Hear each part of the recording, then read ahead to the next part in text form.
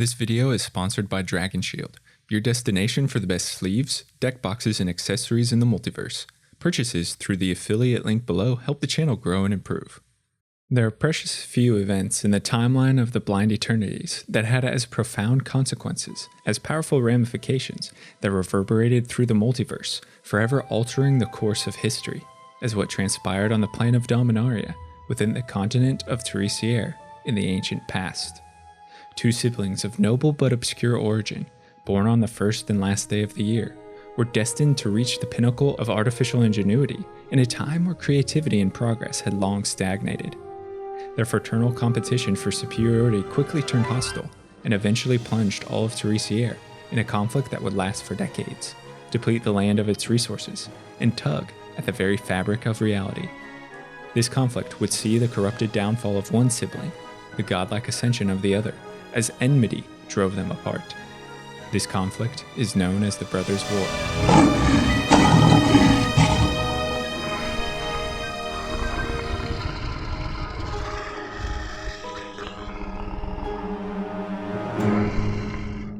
The Brothers' War unfolded between siblings Urza and Mishra in the early decades of the 1st century AR, and the MTG timeline is calibrated to the events which surround it, with 0 AR referring to the year in which the brothers were born. The Brothers' War is a cautionary tale on the limits of jealousy and competition. Tragedy plagues Urza and Mishra as childhood feuding gives way to cold antipathy and eventually lethal conflict that consumes Terisiare in fire, metal, and blood.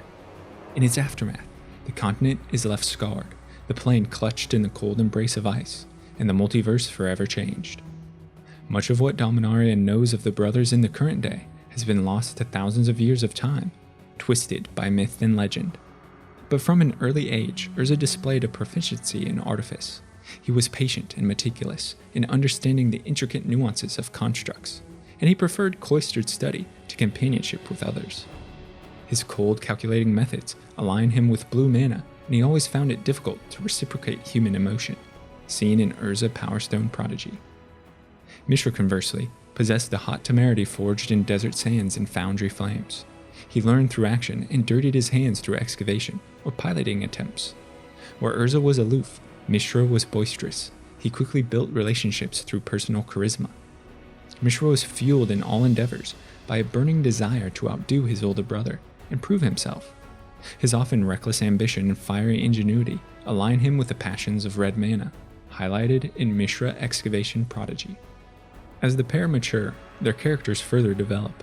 Urza's zealous pursuit of knowledge is married to a need for structure, process, and stability. Much like the engines he manufactures in workshop assembly lines, Urza requires order and design. From this, he acquires representation in white mana as Krug's chief artificer and prince. With both colors, Urza buries himself in research, crafting perfect machines with authoritative direction and industry. Mishra's ebullient passion for artifice is darkened by the corrupting shadow of Phyrexia. Light-hearted competition is transformed into jealousy and contempt. A desire to prove his worth is twisted into dark ambition as Mishra pursues personal power.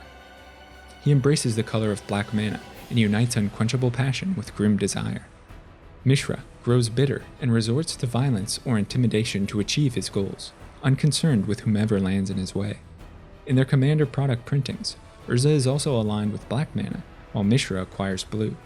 This might highlight each brother's grudging appreciation of another's skill, and show a willingness to learn from each other to perfect their own methods. The basic difference in their personalities is the first cut in the rift that severs Urza and Mishra's relationship. Their differing worldviews can't be consoled. Instead, they act as fuel for the enmity that arises throughout the brothers' war, the causes and consequences of which are multifaceted, and to truly understand this historic event, we must dispel the mysteries surrounding it, as time has distorted it into dubious myth. But before we begin, I'd like to introduce a small section to the channel we'll call Comment Courtesy, where we highlight one comment that showcases this amazing supportive community. This comes from Glory Fades, who says, "Just want to say that you're amazing. I found your channel a couple months ago, and I can't even put into words how much I enjoy it. Magic and all the lore has so much nostalgia for me, as well as just my love for the game and the stories.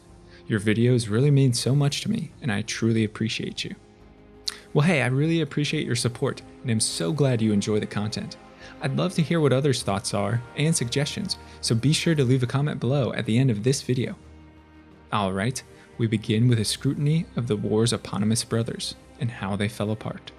Let's dive in.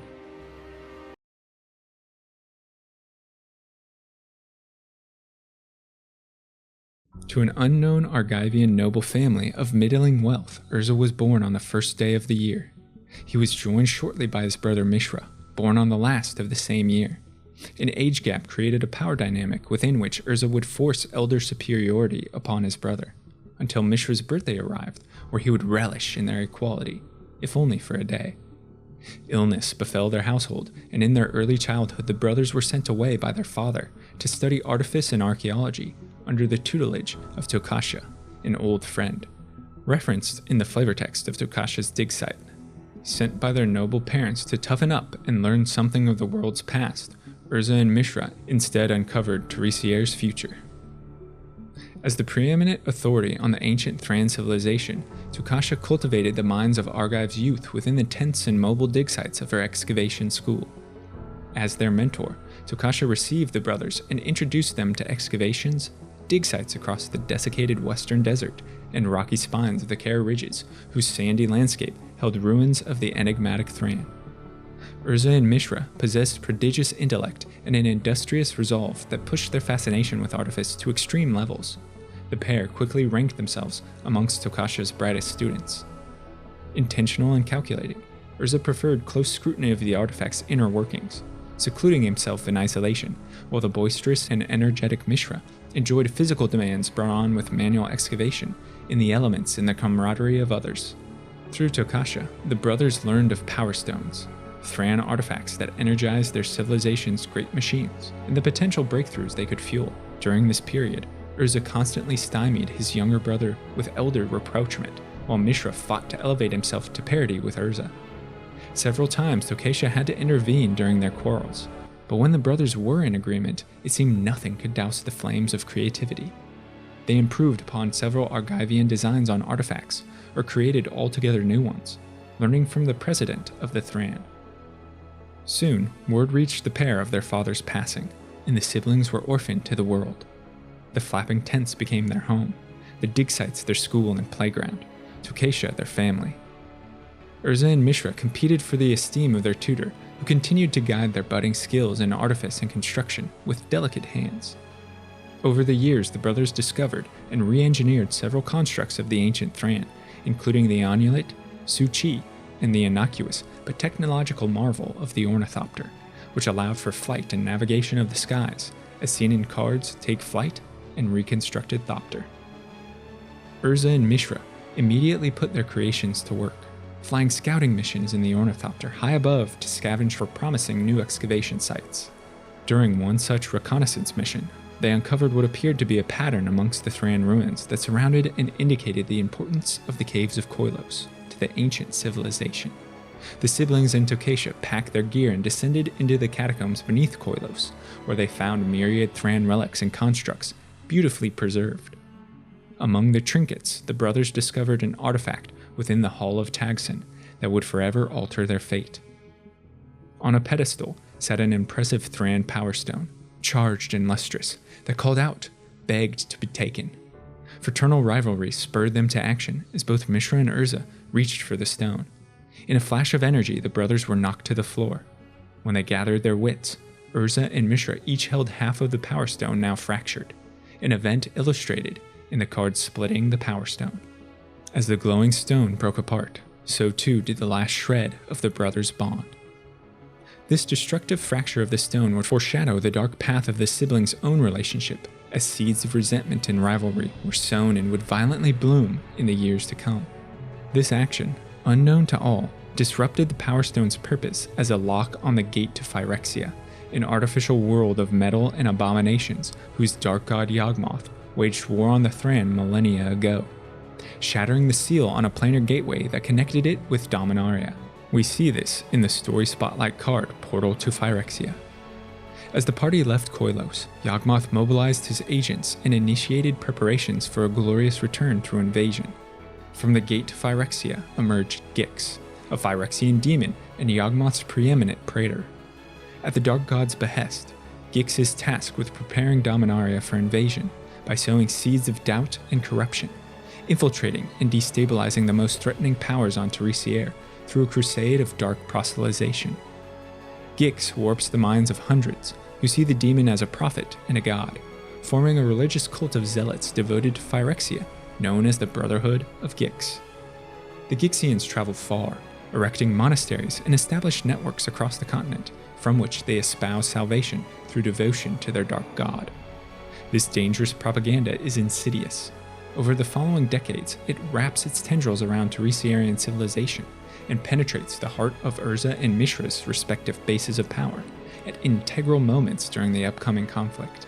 Through seduction and placement of agents, Gix corrupts councils, advisors, any who have the brother's ear, to whisper Phyrexia's munificence with plans to crush Urza and Mishra from within.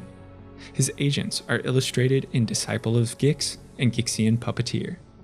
The Praetor sees the potential the brothers possess and the danger they pose to the invasion if they were to unite. To this end, he bides his time near Koilos, establishing a base of devotion to recruit and spread caustic lies. Back at Tokatia's camp, the brothers ran several tests on the stones and named them accordingly. Urza's became the Might Stone. It powered artifacts, amplified all things within its aura. Mishra's Weak Stone had inverse effects, weakening all within its influence and draining artifice of power. The siblings continued to obsess over the half in their possession. The stones began to influence both heart and mind. Urza grew withdrawn and protective of the Might Stone. Mishra was plagued by sleepless nights, terrible visions, and voices emanating from the Weak Stone. The pair had always been competitive, but their relationship strained as each brother grew paranoid, jealous, and desired each other's half. A display of their opposing effects is seen in the card's sibling rivalry. They argued ceaselessly, and one night came to blows as the brothers used the stones to launch magical salvos against another. In an attempt to placate the siblings, Tokatia stood between them and was inadvertently slain, a horrific event given to us in the art and flavor text of Brotherhood's End. The brothers' rivalry escalated into all-out enmity, and Tokatia paid the price. Stunned and afraid, Mishra fled into the hostile desert, unable to face the consequences, in the spotlight card, overwhelming remorse. Tokatia's face haunted his vision. The explosion still rung in his ears. Mishra kept running, and never once looked back. The woman who proved to be a parent figure, a confidant, and shaper of character for the siblings was inadvertently killed by her greatest pupils. Urza, despondent at the loss of his mentor, likewise left Tokatia's memory behind to pursue a new life. Her death placed pressure on Urza and Mishra's fracturing relationship, a strain that would be amplified as the young brothers matured into adulthood.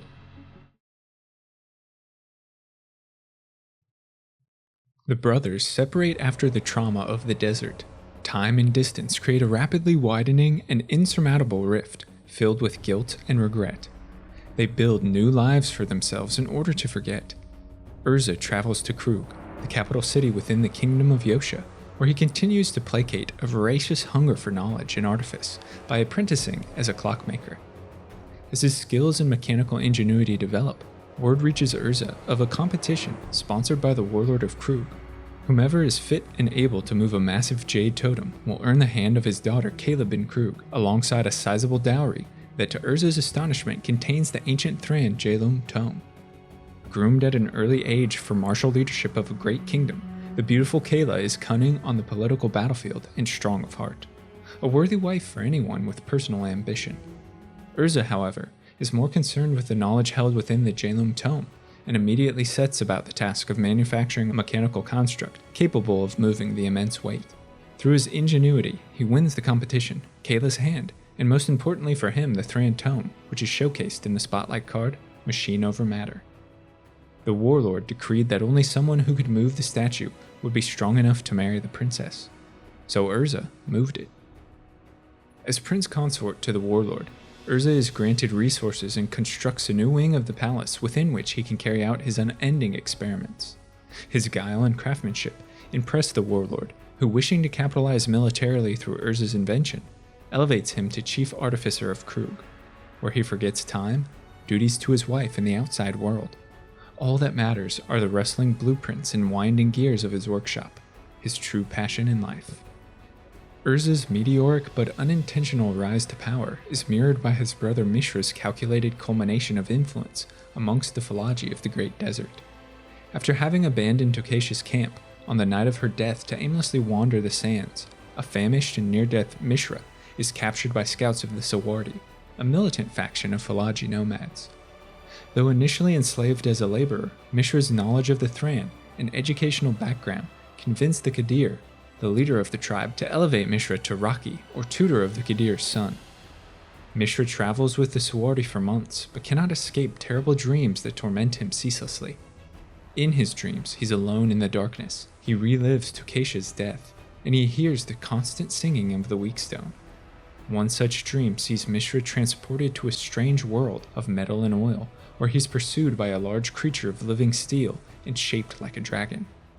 Startled awake from a low rumbling in the desert, Mishra finds that the creature in his dreams has unearthed itself from beneath the sands. The dragon engine, or Makfawa, as it's called by the Philagi, rampages through their camp and slaughters countless warriors. As tents and individuals are consumed in its fiery breath, Mishra seeks to disable the construct with his Weakstone and end the carnage. Rather than drain the dragon engine of its power, Mishra finds that his stone has granted him control over the creature, which we see in the cards Mishra's Domination and Mishra, Tamer of Makfawa. The Qadir, who feared Mishra's growing power and intended to have the Raki assassinated, is found dead in the aftermath. His son takes leadership of the tribe and sees in Mishra a path towards Sawardi preeminence among not just other Philagi tribes, but other nations and city-states across Terisiare. News spreads like wildfire across the great desert of the voracious and unstoppable beast of metal and the wizard that commands it. No tribe is a match for the Makfawa, and even fortified settlements succumb to its dragonfire. The Sawardi Qadir launches a bloody campaign of unification and conquest that sees many other Philagi tribes bend the knee and join the fold, or perish under the dragon engine's assault. Even Tomakul, the walled capital city of Philagi lands, cowers before Mishra's creature, swearing fealty to the Qadir and paying tribute in gold and men. As riches flow in from conquered lands, the Qadir grows corrupt, ill-tempered, and bitter.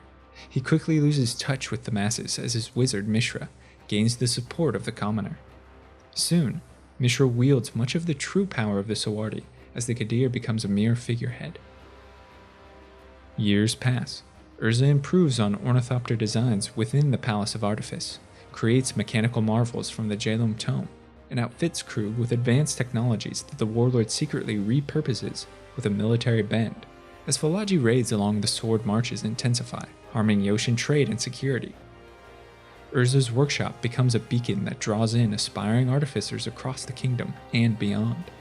A young tinkerer by the name of Tanos impresses the chief artificer with his clockwork designs based on the natural intricacies found in wild animals, and earns himself a place as Urza's apprentice, where he works to perfect ornithopter designs. The card Tanos' Tinkering highlights the young man's interest in the brilliant designs and simplicity found within the natural world. Tanos and Urza burn through midnight oil and candle wax to produce the most efficient constructs and artifacts Krug has ever possessed. The bond between the pair strengthens as each man learns from the other. Across the desert, Mishra too finds an apprentice worthy of his genius. As the Makfawa unites disparate Philagi factions under one banner, the Qadir's conquest is stalled outside the walls of Zagan, a western city-state. Here, the dragon engine acts bizarre and refuses Mishra's commands. Along Zagan's parapets, the city's defenders wield mysterious staves, created by the artificer and human experimenter Ashnod, that render the dragon engine immobile. We see this in the art and flavor text of Staff of Zagan. Ashnod is a sadistic researcher. Whispers of her vile experiments on living creatures swirl around the prodigious woman as a dark aura. She's interested in the human body, how it's organized, and how similarities can be drawn between flesh and artifice. Her laboratories are seen in cards like Ashnod's Altar and Transmigrant's Altar. She meets Mishra in the Philagi tent under false pretenses as negotiator of Zagan. Instead, she wishes to work with and learn from the man who stands at the center of such myth and mystery, a wizard who can control metal. Ashnod betrays Zagan, divulges the secrets of the staves to Mishra, and piques his personal interests. He extends her an invitation to experiment and learn among his host. As the brothers consolidate power, as their spheres of influence continue to expand, their worlds collide once more roughly 6 years after their fallout. The Sword Marches, or Sawardi Marches, are a contentious border region separating Falaji of the desert and the kingdom of Yosha. Quarrels and skirmishes erupt frequently, but they've become increasingly violent due to the proliferation of arms and artifacts supplied to each by the mines of Urza and Mishra respectively, and an increase in Yoshan expeditions into the desert to acquire more Thran power stones. Several times, Yoshan soldiers clash with Falaji warriors on sands damp with blood. The Falaji, emboldened by countless victories, wish to reclaim ancestral lands now within Yoshan borders. The leaders of many great nations sense larger conflict looming, and so convene a peace summit where Argive, Corliss, Yosha, and the Falaji can negotiate terms of continued coexistence. Urza, the chief artificer and son to the warlord, is duty-bound to attend the conference. As delegates from the eastern city-states enter talks with Falaji tribesmen in Korlinda, Urza makes his brother Mishra out in a crowd of desert nomads. The brothers, so long estranged, attempt to reconcile with another. Their conversation is strained and detached as each probes for a tentative avenue through which to extend an olive branch. The tense nature of their meeting is highlighted in the ardent flavortext of Bitter Reunion. The peace summit proved the grudge between Urza and Mishra could end only in blood. Their past tore them apart, but they attempt to make amends for the future. Neither can find the words before treachery strikes. The warlord of Krug crafted the summit under false pretenses. It was instead meant to act as a lure and attract the most powerful Falaji leaders out of the desert's safety, within striking distance. He secretly placed several ornithopters outfitted with devastating munitions, waiting in ambush not far from the conference. As talks devolved into caustic recriminations, the warlord enacts his plan, ordering thopters to drop their deadly payload on the gathered Falaji. The conference explodes in fire, dozens are slain, and bedlam consumes all present. Mishra and the Falaji, with the assistance of the formidable dragon engine, stave off much of the attack and retreat into the desert. Upon seeing his brother's creations in flight, Mishra assumes Urza responsible for the attack. This moment, immortalized in the saga Yosha Declares War, sees the complete severance of the brothers' strained relationship and the beginnings of a conflict between the pair for retribution, for superiority, for guilt that consumes much of Terisiare. The failed summit destroys any notion of peace. The simmering resentment between the two grows to a boil as the official start of the brothers' war fast approaches.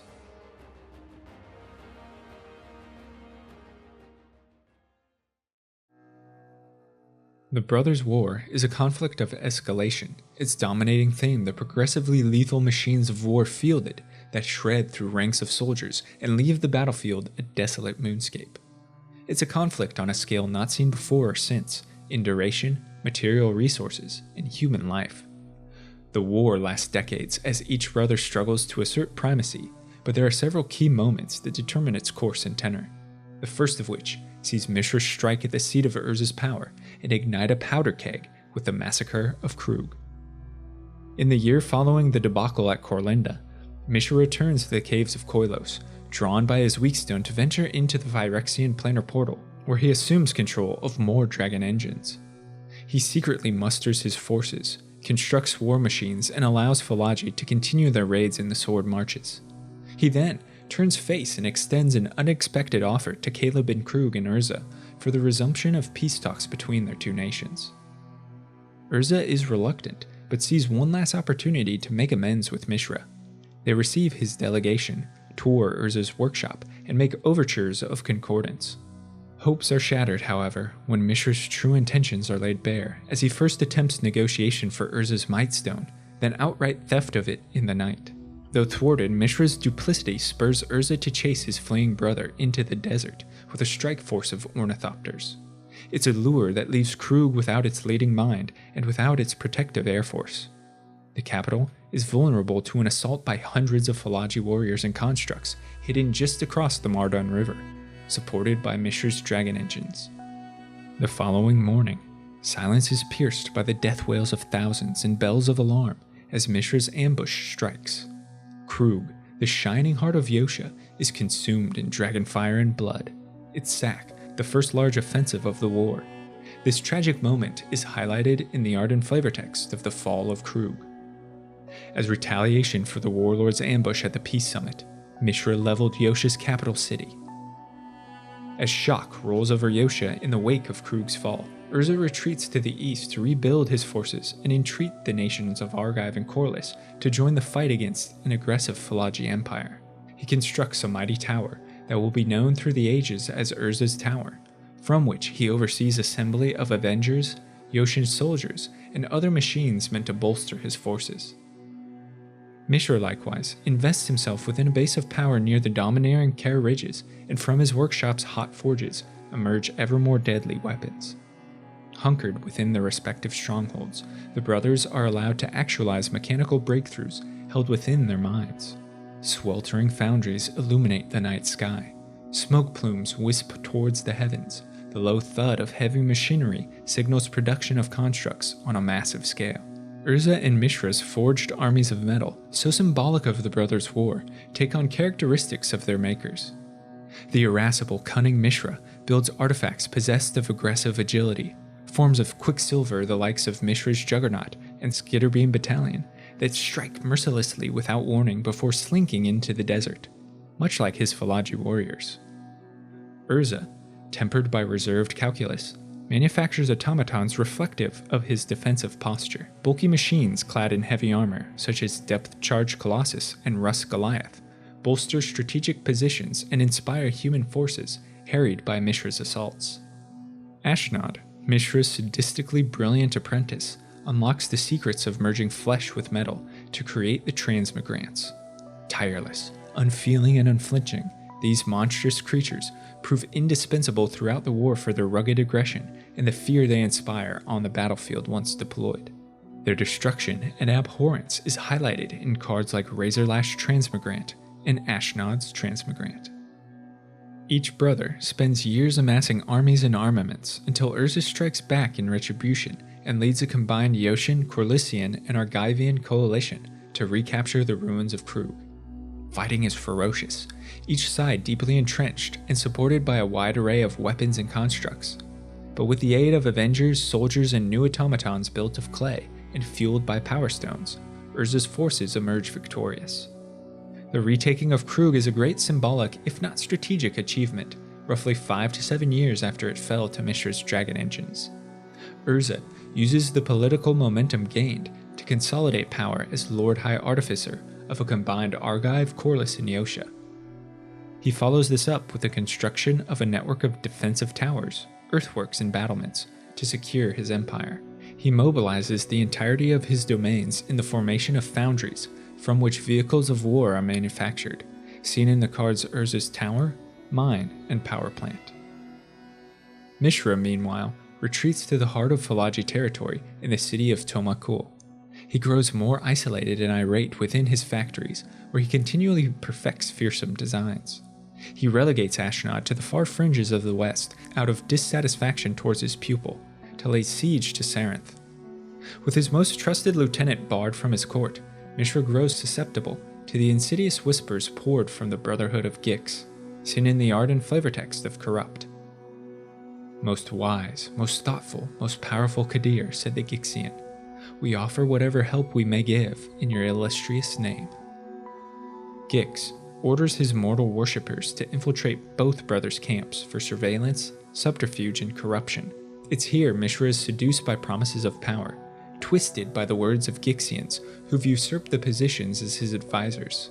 As the brothers' war rages in the southeast, a council is established to defy both sides in the far western city of Terisiare. Famed for its ivory towers and the mystic college of Latnam, Terisiare City is home to a budding collection of scholars and mages who are uncovering methods to reconnect with mana and cast spells, an art that has been lost for thousands of years.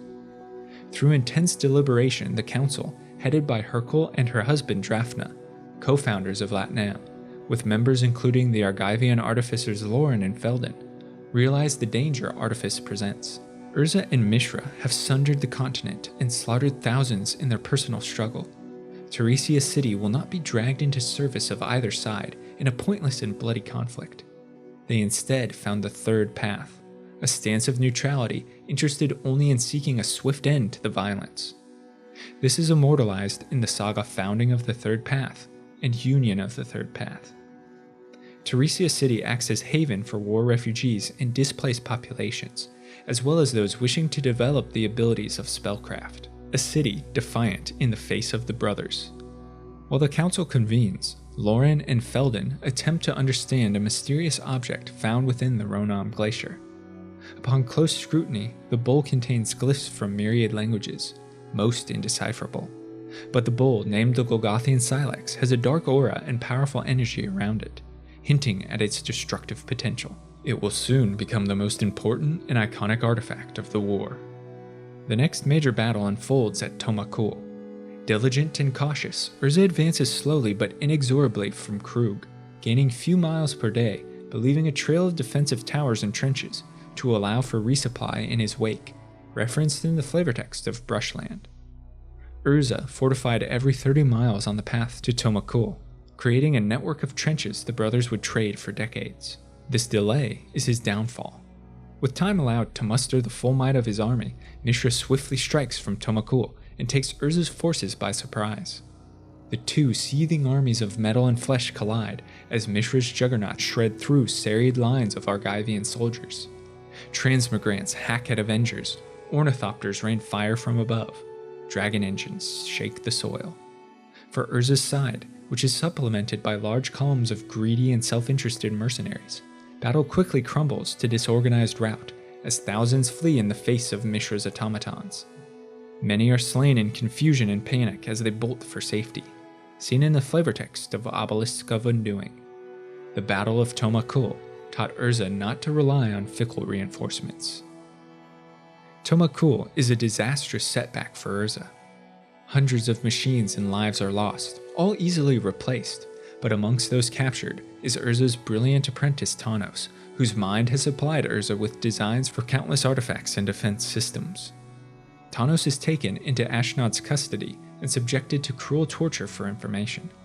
But as she lets the artificer stew, Ashnod develops sympathy for Tanos, which is only exaggerated with the recent tension on her relationship with Mishra, as Gixians have corrupted the Qadir and turned him away from his pupil.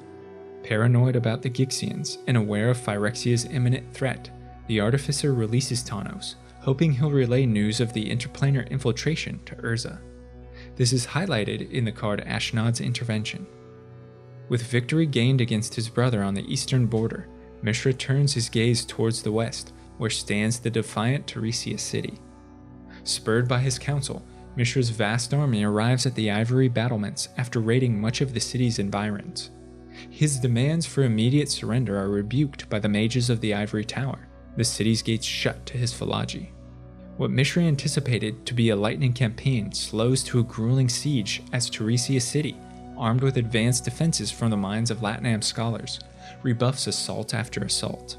The city's staunch protection allows Hercule and mages within the towers to perfect their meditative magic and develop spells. Siege crews are repelled, dragon engines peppered with grapeshot and arbalest bolts. Terisiare City holds strong. Its miraculous defense is betrayed from within as a contingent of Gixian priests long embedded turn on the city and raise the gates for Mishra's forces. For its obstinacy, the Qadir mercilessly slaughters the population and sacks the sacred ivory towers. Brilliant sandstone is now covered in soot. Oil and blood saturate the cobbled streets. The horrors of war on display in cards like Raze to the Ground and Demolition Field. As men and machines descend upon the defenseless, Hercule demonstrates the true power of magic over artifice and casts a spell that instantly unsummons Mishra's Phyrexian dragon engines. This masterstroke of defiance is highlighted in the art of Hercule's Final Meditation and Hercule's Recall. But despite her immense effort, she's unable to stave the wave of Philagi machines, and Mishra's forces bring ruin to Terisiare City. As wails of death fill the streets, the Third Path entrusts the safety of the Golgothian Silex to Lauren, who attempts to keep it from Mishra's grasping hand. Though she escapes the city, a wounded and nearly dead Lauren is found by Ashnod, who takes the artifact into her own custody, but makes no mention of it to her estranged master. With the siege of Terisiare city complete and the third path left in shambles, the Brothers' War reaches its final stages. Decades have passed since the massacre of Krug. Terisiare has been depleted of natural resources, its beautiful vistas blasted into pockmarked slag fields by increasingly destructive automatons, and its cultures witness to atrocity. Soldiers on both sides fight a war older than themselves for reasons unknown and lost to time. The skirmishes in this stage grow increasingly bloody and reckless as each side scours the continent and scrap heaps for iron ore or scarce power stones, anything to claim advantage over the other. Urza, wizened by age and hardened by battle, has lost any sense of compassion. He's become as indifferent as the artifacts he constructs, unconcerned with the well-being of the people he rules, of his wife Kayla and his son Harbin. He's concerned only with the latest schematic or blueprint that will secure him victory. Mishra similarly stands as an island, isolated from others and consumed by enmity. As Qadir of an expansive Falaji empire, he commands great power, but his health falters and his body weakens from years spent amongst smog-filled foundries. Mishra's physical degradation is matched by a mental weakening and susceptibility to the whispers of his Gixian advisors. They preach the blessings of Phyrexia and take Mishra to their demonic praetor, seen in the card Painful Quandary. In Gix's presence, Mishra's body is discarded, flesh is replaced with metal, and he's converted into a completed, twisted mockery of his former self. Mishra is now wholly a part of Phyrexia, highlighted in Mishra claimed by Gix. Finally, after atrocity, bloodshed, desolation, and massacre, the Brothers' War inches ever closer to its climactic end.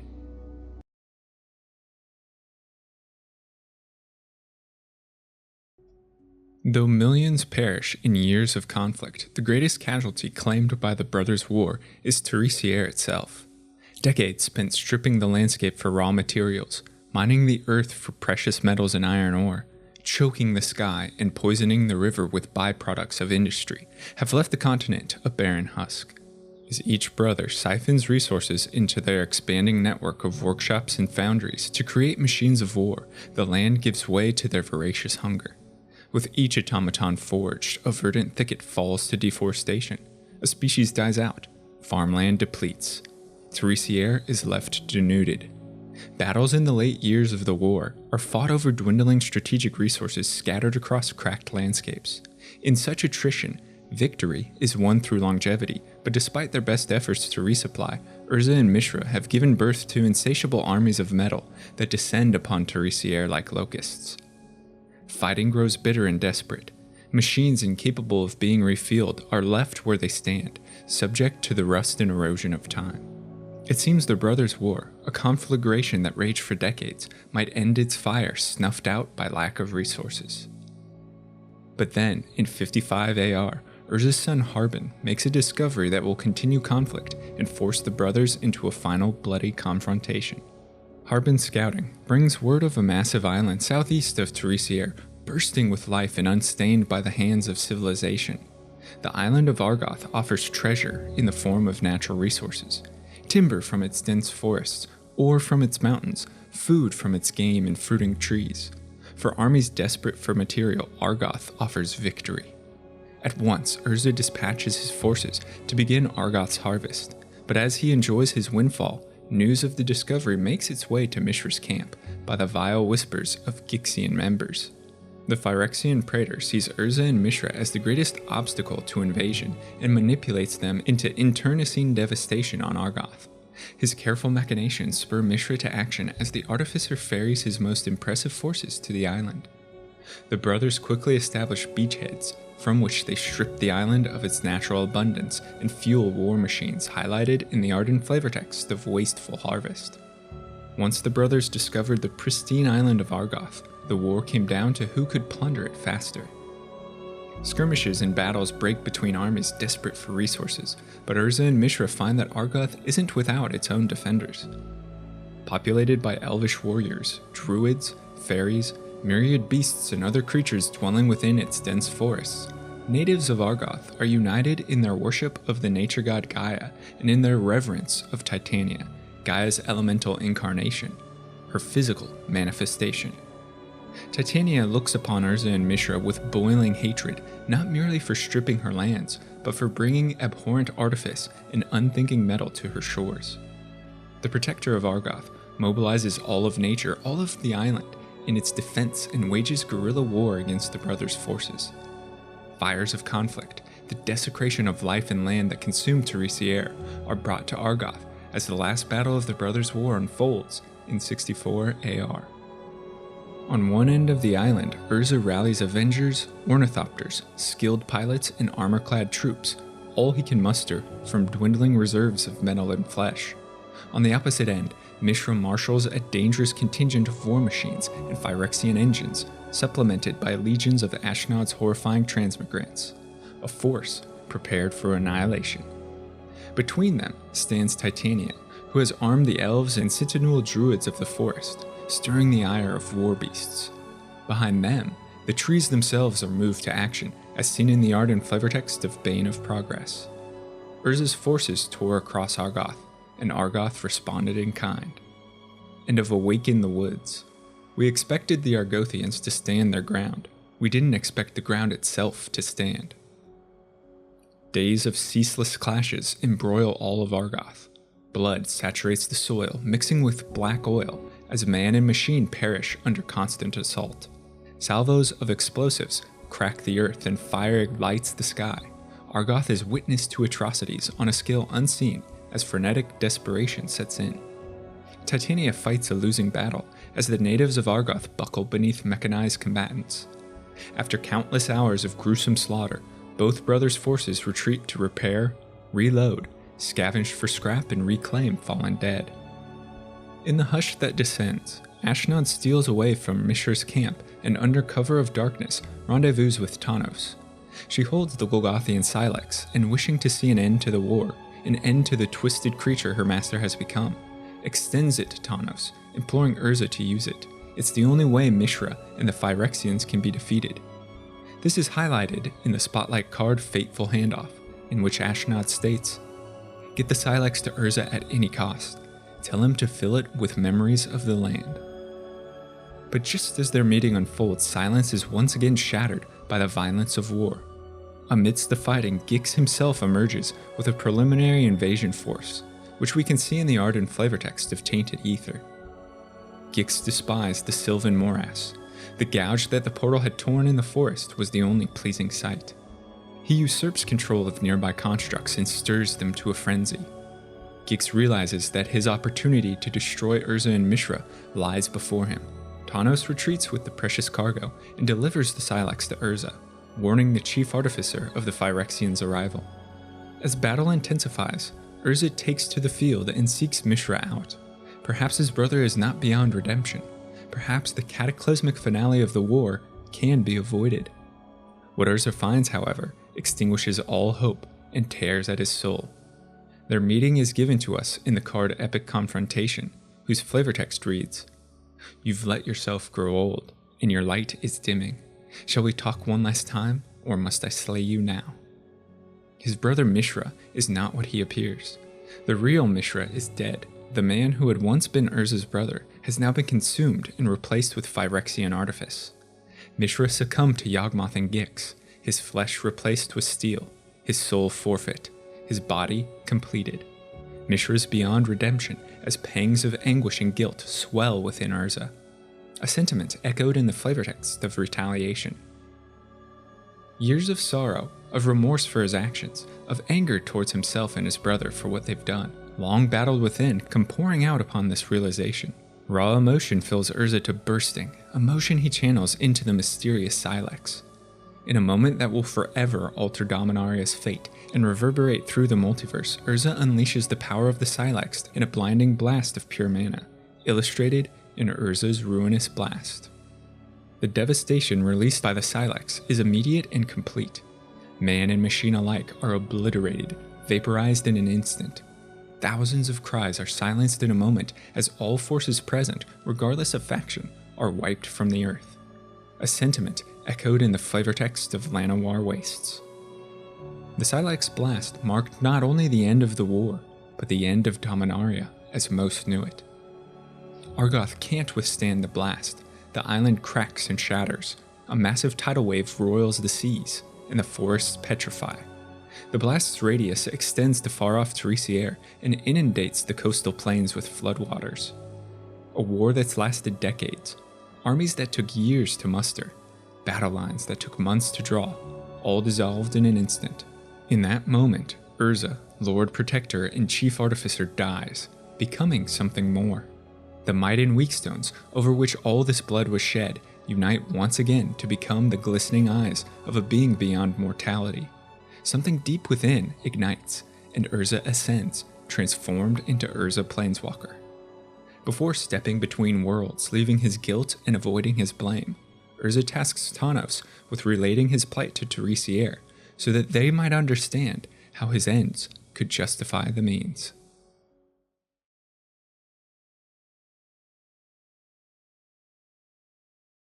The consequences of the Silex blast are manifold and sweeping.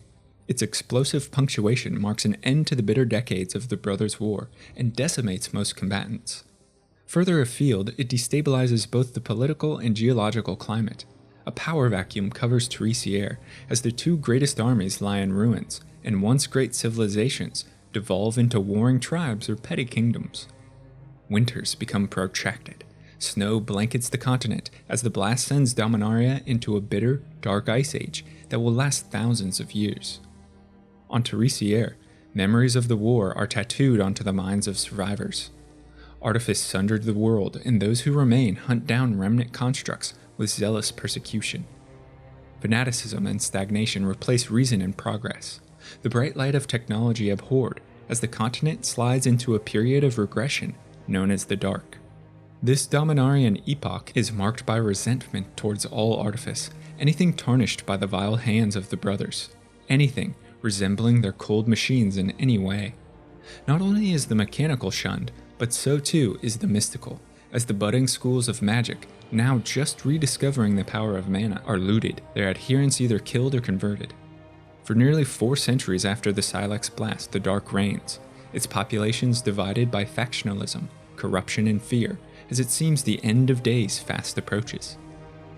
Caleb and Krug struggles to maintain a modicum of stability within the city of Pendragon, but assaults from anti-artifact devotees of the Church of Tal and relentless encroachment of the icy snow pushes migration west as Pendragon falls to ruin. It's a story mirrored across many cities on Terisiare, crippling civilization and thwarting cultural advancement. Beyond Dominaria's reach, the Silex blast alters the fabric of the multiverse as a metaphysical barrier begins to coalesce around it and 11 other planes. This barrier is impermeable, preventing interplanar travel into or out of and trapping the planes within what will be known as the Shard of 12 Worlds. Chiefly, the Shard protects Dominaria from Phyrexia and Yawgmoth's scheming, as the god is unable to breach the barrier. His hopes of invasion are stymied for the moment. The sheer confluence of mana and power unleashed from the Silex has an unforeseen consequence and teases at the fabric of reality on Dominaria. It becomes the first of many punctures in the time stream, disrupting space and time to such an extent that it pushes Dominaria to the very edge of oblivion. Though the time spiral crisis is millennia in the making, its first reverberations are felt in the echoes of the Silex blast. Urza Planeswalker, now possessed of incredible ability, launches a personal crusade of vengeance against Phyrexia for what befell his brother Mishra. Rather than turn inward and claim responsibility for the destruction of his home continent and the loss of Mishra, Urza finds an external force at which to focus his guilt and grief. It consumes him for thousands of years. He plans, perfects designs, and invests Dominaria against Yawgmoth, triggering a cascade of events that will culminate in the Phyrexian invasion. The Brothers' War, a cautionary tale of jealousy and resentment, ravaged Terisiare for decades. In its wake, a continent lies denuded of resources, civilizations crumble into ruin, and a dark age of fear and fanaticism reigns as winter's icy grip blankets Dominaria in snow. It's a tale that has passed down for millennia, its heroes and villains transformed into myth, their actions a warning for future generations. The tremors of this mythical conflict have renewed in the current day, as the shadow of Phyrexia is again cast over Dominaria from beyond the blind eternities. Elesh Norn sends an invasion force spearheaded by the Dark Praetor Sheoldred to secure a foothold from which to send thousands of Phyrexian abominations and sleeper agents. Karn, child of Urza Planeswalker, uncovers the famed Golgothian Silex and intends to unleash its power again, hopeful that it will destroy New Phyrexia. But betrayed from within by a completed Ajani Goldmane, Karn's defeated, the Silex destroyed, and the Silver Golem himself taken before Elesh Norn. The hopes of defeating Phyrexia would have been shattered along with the Silex, if not for the Planeswalker Saheeli Ray, whose innate artificial magic allows her to conjure a working replica of the legendary artifact. The secrets of its use, however, remain with Karn.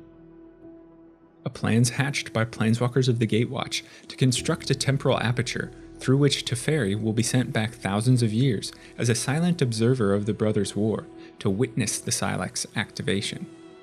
This is highlighted in the cards The Temporal Anchor and Soul Partition. Though Teferi successfully relays vital information, a malfunction in the device leaves his consciousness trapped beyond time. The Gatewatch scrambles to save him and invest resources in the fortification of other planes against further incursions by New Phyrexia. A small contingent of walkers, led by Elspeth Tyrell and in possession of the fabricated Silex, launch a punitive strike against the Elesh Norn directly.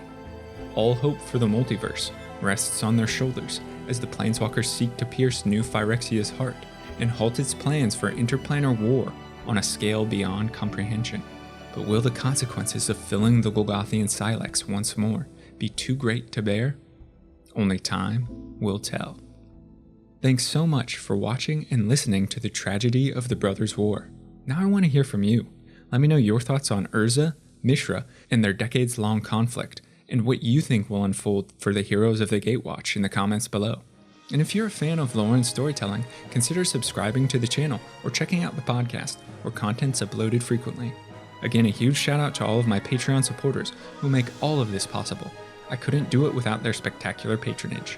If you're interested in becoming a lore luminary for access to me, a great community, and early video drops, check out the link below or head to patreon.com/Lorebrarians to learn more. Until next time, go forth and explore the lore.